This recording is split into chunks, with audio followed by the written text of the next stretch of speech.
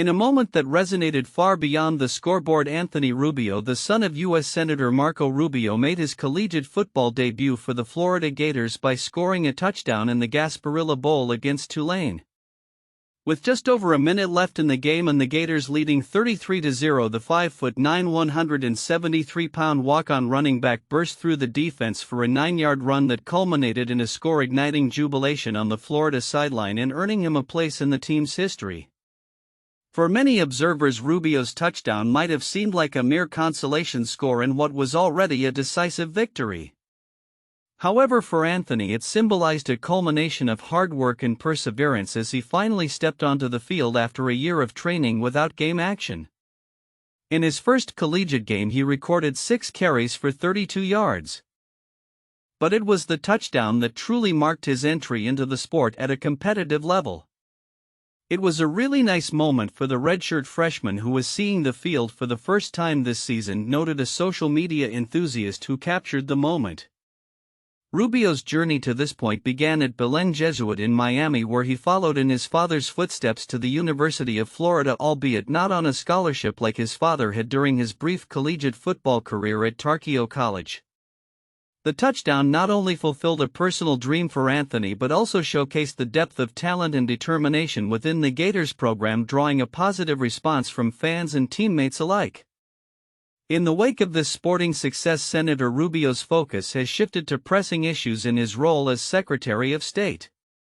Recently, he has been vocal about immigration policy, emphasizing the need for strict adherence to visa regulations.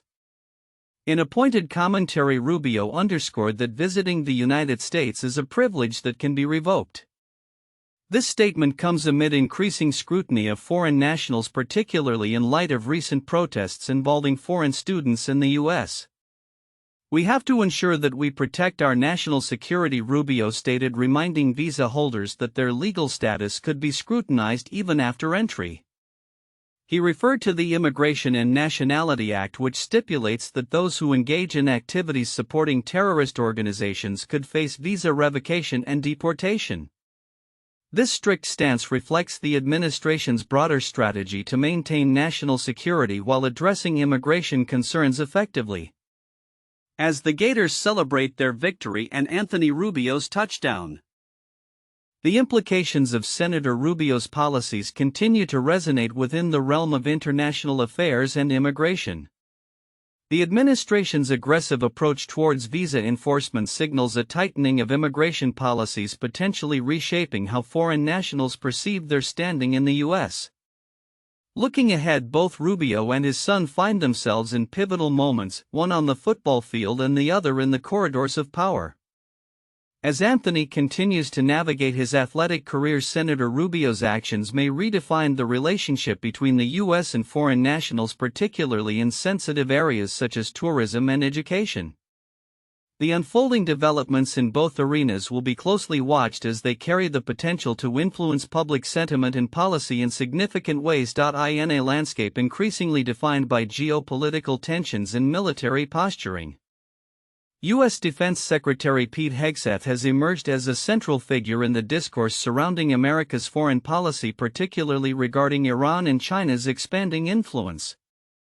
Recent statements by Hegseth underscore a sense of urgency within the current administration, highlighting both the potential for military action and a strategic pivot towards a more assertive defense posture. During a series of interviews on Sunday, April 13, 2025, Hegseth reaffirmed the United States' commitment to seeking a diplomatic resolution to the burgeoning nuclear threat posed by Iran. Yet he did not shy away from emphasizing the readiness of U.S. military forces to respond aggressively should diplomatic efforts falter.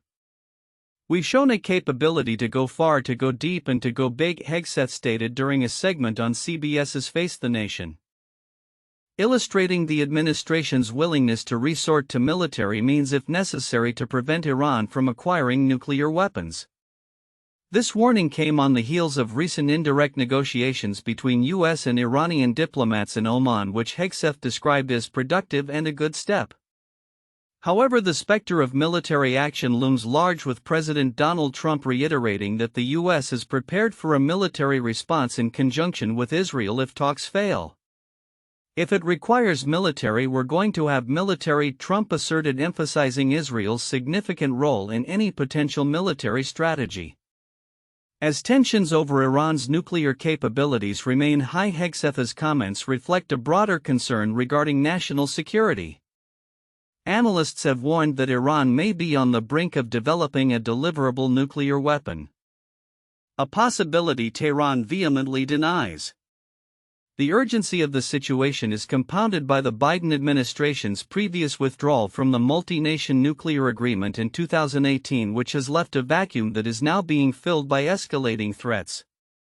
In addition to the Iranian dilemma, Hegseth addressed U.S. military strategies aimed at countering growing Chinese influence, particularly in strategic locations like the Panama Canal. He emphasized recent agreements that would allow U.S. naval forces to operate freely through the canal, framing these developments as crucial steps towards restoring American preeminence in the region. "We are rebuilding America's military with peace through strength policies," Hegseth noted, highlighting ongoing efforts to streamline military operations and invest in advanced technologies, such as the upcoming F-47 fighter jet. This focus on military readiness and national defense has not gone unnoticed within domestic political circles. Hegseth recently found himself at the center of a controversy after House Minority Leader Hakeem Jeffries criticized him and other Trump appointees as "dumb effing individuals" in a social media post. Hegseth responded to the remarks with pointed criticism of Jeffries' focus on diversity, equity, and inclusion (DEI) initiatives within the military, asserting that such policies detract from the core mission of defense readiness. He argued, "We're looking at all the ways in which our military academies educate and giving guidance to get rid of DEI, signaling a shift towards a merit-based approach." As these dynamics continue to unfold, the implications for U.S. foreign policy are profound. The administration's dual focus on Iran's nuclear ambitions in countering Chinese influence suggests a calculated approach to global security that prioritizes military readiness and strategic alliances. The coming months will be critical as the United States navigates these complex challenges, weighing the risks of military engagement against the imperative of diplomatic solutions. As Hegseth and the administration contend with these pressing issues, the world will be watching closely to see how the U.S. balances its military capabilities with its diplomatic efforts. In a recent wave of public health discourse, former FDA vaccine chief Dr. Peter Marks has sharply criticized Health and Human Services Secretary Robert F. Kennedy Jr. for allegedly providing false hope to families regarding the causes of autism. Marks, who resigned from his position earlier this month amid disputes over vaccine safety and misinformation, expressed deep concern over Kennedy's claims that a definitive answer on autism causation could be reached by September. His assertions come at a time when the U.S. is grappling with a rising number of measles cases and the tragic deaths of unvaccinated children. During an interview on CBS's Face the Nation, Marks warned against making sweeping promises in the complex field of autism research. "If you just ask me as a scientist, is it possible to get the answer that quickly? I don't see any possible way," he stated. He emphasized that the autism spectrum involves a multitude of genetic and environmental factors, and the uptick in diagnosed cases is more likely attributed to better diagnostic practices rather than a true increase in prevalence. Marks's comments were a direct response to Kennedy's announcement of a massive testing and research effort aimed at uncovering the causes of what Kennedy termed the autism epidemic.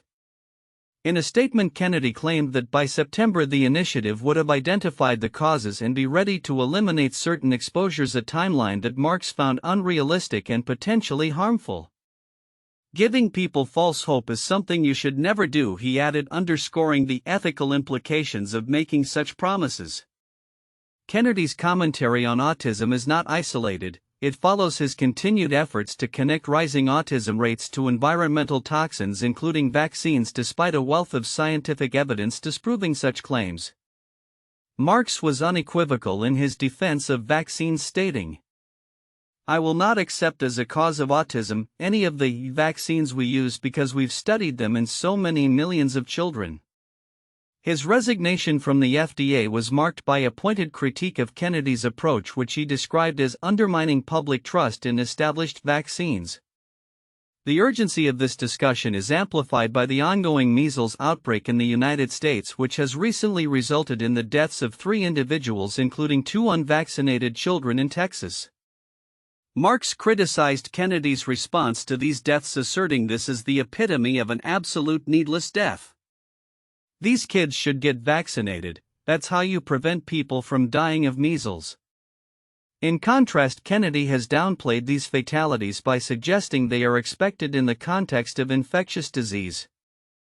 Amid these tensions, Marx has raised alarms about the broader implications of Kennedy's policies, particularly the cuts and layoffs implemented at the FDA, which he claims have hindered crucial public health efforts. He described the remaining FDA staff as heroes in public health who are struggling to maintain standards amid a turbulent environment. "There's a whole host of people who can't speak out like I am," he remarked, hinting at a culture of fear that may discourage public health officials from advocating for vaccinations.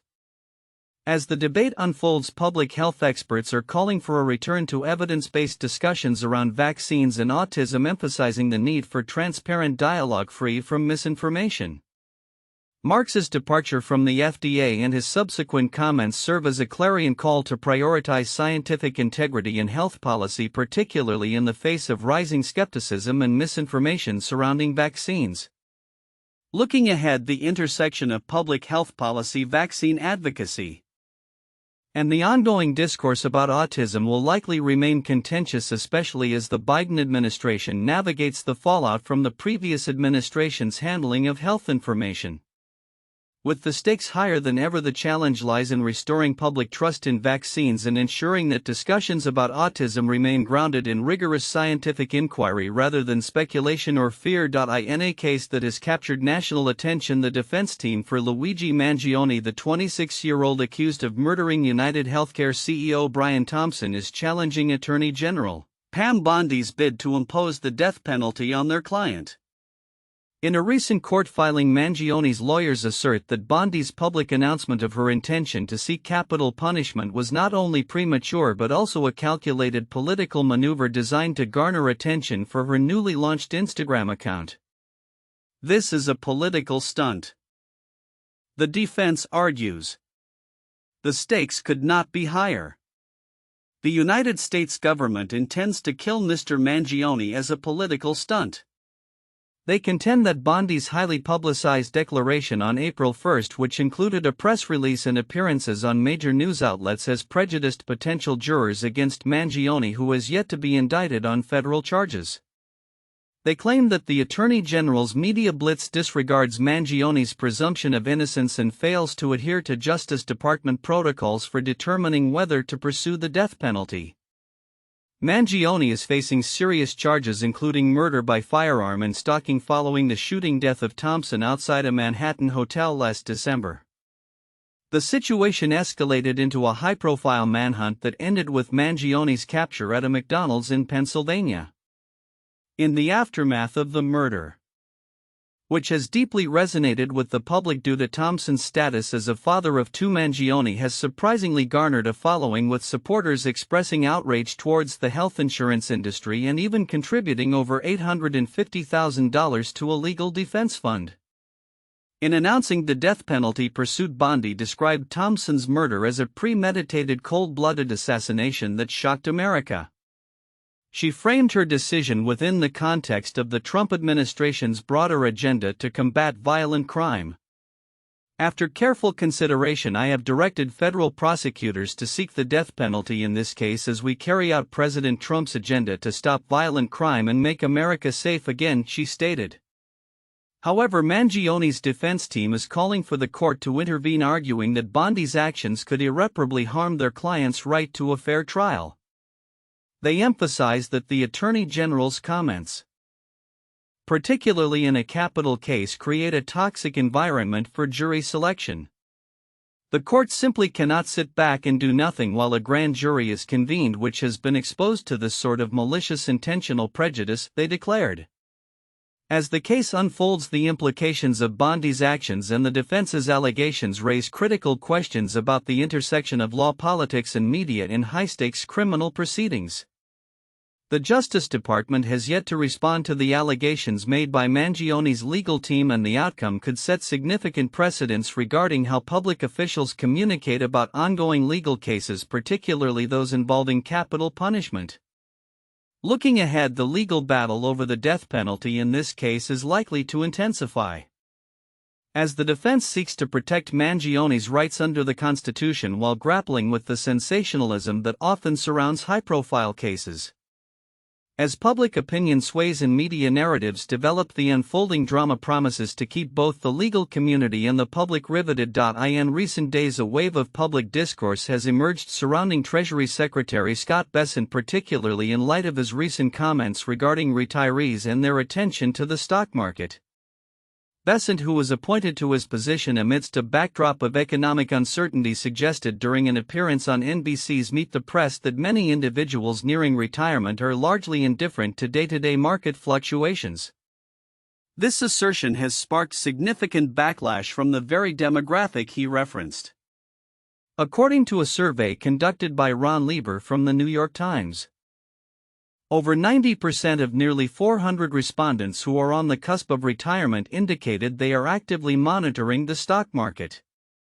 Many shared personal experiences that reveal a stark contrast to Bessent's claims.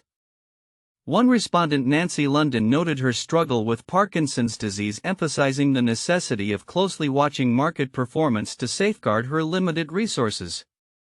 Other replies echoed a common sentiment of disillusionment, with individuals expressing frustration over the apparent disconnect between their realities and the perspectives of high-ranking officials. The responses highlighted a pervasive concern regarding sequence risk, a financial phenomenon whereby retiring during a market downturn can jeopardize an individual's long-term savings. Dennis Scholl, a recent retiree, articulated this risk, stating that market volatility is one of his primary financial concerns. Many respondents expressed that such risks are exacerbated by the current political climate, particularly citing the impact of President Trump's tariffs and the broader economic policies of the administration. Bessent's comments were perceived as indicative of a larger issue, the potential lack of empathy and understanding among policymakers about the financial anxieties that ordinary citizens face. Critics have pointed out that with Bessent's background as a former hedge fund manager, his perspective may be skewed, potentially leading to a disconnect between his views and the lived experiences of average Americans. This sentiment was captured succinctly by Barbara Costanzo, who remarked, "They have no idea how ordinary people live." In response to the mounting criticisms, a spokesperson from the Treasury Department defended Bessent's stance, highlighting his commitment to financial literacy and long-term investing. However, the responses from the public suggest that many retirees feel their concerns are being overlooked in discussions of economic policy. As discussions around tax cuts and fiscal policy continue, Bessent has also been vocal about the need for permanent tax reforms to support American businesses. In a recent meeting with CEOs, he emphasized the importance of maintaining the tax cuts established under the Tax Cuts and Jobs Act of 2017, which are set to expire at the end of 2025. This commitment to tax reform underscores the administration's focus on stabilizing the economy, but raises questions about how such policies will impact those who are nearing retirement. The ongoing dialogue surrounding Bessent's comments and the broader economic implications for retirees suggest that the intersection of policy, market performance, and individual financial health will remain a critical area of focus in the months to come. As the administration navigates these turbulent economic waters, it will be essential for policymakers to engage more closely with the realities faced by everyday Americans, particularly those on the brink of retirement who may be more impacted by fluctuations in the market than previously acknowledged. In the coming months, as the political landscape evolves and economic policies are debated, the voices of retirees and those planning for retirement will undoubtedly play a crucial role in shaping discussions around fiscal responsibility and economic stability. The challenge will be for leaders like Scott Bessent to bridge the gap between high-level economic strategies and the financial realities of the average citizen, ensuring that all Americans feel seen and heard in these critical conversations. In a significant update on the U.S. trade landscape, Commerce Secretary Howard Lutnick has confirmed that recent tariff exemptions for electronic devices are merely a temporary measure. In an appearance on ABC's This Week, Lutnick indicated that these exemptions would soon be replaced by targeted semiconductor tariffs expected to take effect within the next couple of months. This announcement follows a Friday night clarification from the U.S. Customs and Border Protection that initially exempted a range of electronics, including smartphones, computers, and solar cells, from the tariffs introduced earlier this month. Lutnick emphasized the need for the U.S. to boost its domestic semiconductor manufacturing capabilities. We need to have semiconductors, we need to have chips, and we need to have flat panels. These things need to be made in America, he asserted. This perspective aligns with the administration's broader strategy to reduce reliance on foreign production, particularly from Southeast Asia, for critical technological components. He explained that while products would be exempt from reciprocal tariffs, they would soon fall under a new category of semiconductor tariffs designed to encourage reshoring of production. The timing of Lutnick's announcement is crucial. The initial tariff exemptions were celebrated by investors and tech companies, leading to a temporary surge in stock values. This reprieve was seen as a dream scenario for Silicon Valley, particularly benefiting major players like Apple and Nvidia. However, Lutnick's warning about the impending tariffs has raised concerns about potential volatility in tech stocks, which have already been experiencing fluctuating valuations amid ongoing trade tensions. In the context of ongoing tariff negotiations with China, Lutnick expressed confidence that a resolution would be reached, stating this will be worked out in a positive, thoughtful, and effective way for the United States of America. He underscored the administration's commitment to national security, framing the tariff strategy as essential to establishing a self-sufficient manufacturing base in critical sectors like semiconductors and pharmaceuticals. The Commerce Secretary's comments come against a backdrop of political and economic scrutiny surrounding the Trump administration's trade policies. Critics argue that the tariff regime could result in higher prices for consumers, but Lutnick countered that a robust domestic manufacturing sector could ultimately stabilize prices. "You're going to see that production is going to produce things here at very reasonable prices," he claimed. As the situation continues to unfold, experts and investors alike will be watching closely for the impact of these tariff strategies on both the stock market and the broader U.S. economy, with potential shifts in policy and ongoing negotiations looming. The next few months may prove pivotal in determining the trajectory of American manufacturing and its relationship with international trade partners.